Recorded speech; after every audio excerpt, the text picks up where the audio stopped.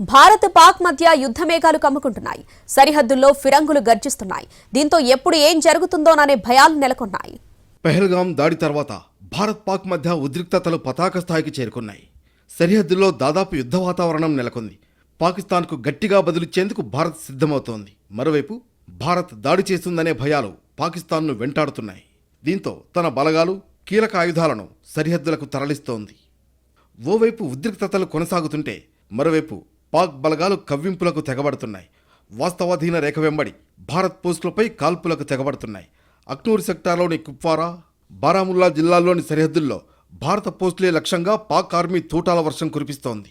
కుప్వారా జిల్లాలోని కేరన్ సెక్టార్లో, పూంచ్ జిల్లాలోని కృష్ణఘాటీ సెక్టార్లో నియంత్రణ రేఖ వెంబడి పాక్ సైన్యం కాల్పులకు పాల్పడుతోంది. అయితే వాటిని మన బలగాలు సమర్థవంతంగా తిప్పికొడుతున్నాయి. అరేబియా సముద్రంలో భారత్ యుద్ధ నౌకల్ని మోహరించింది.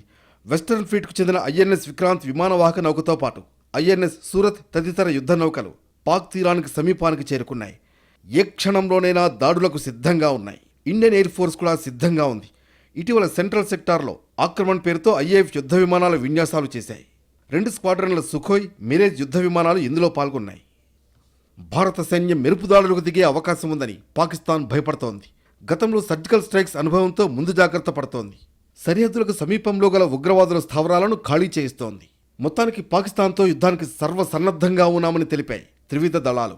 తాజాగా పాకిస్తాన్కు బుద్ధి చెప్పేందుకు తగిన సమయంలో సరైన నిర్ణయం తీసుకునే స్వేచ్ఛను త్రివిధ దళాలకు అప్పగించింది ప్రభుత్వం. దీంతో ఏం జరగబోతుందనే ఉత్కంఠ నెలకొంది.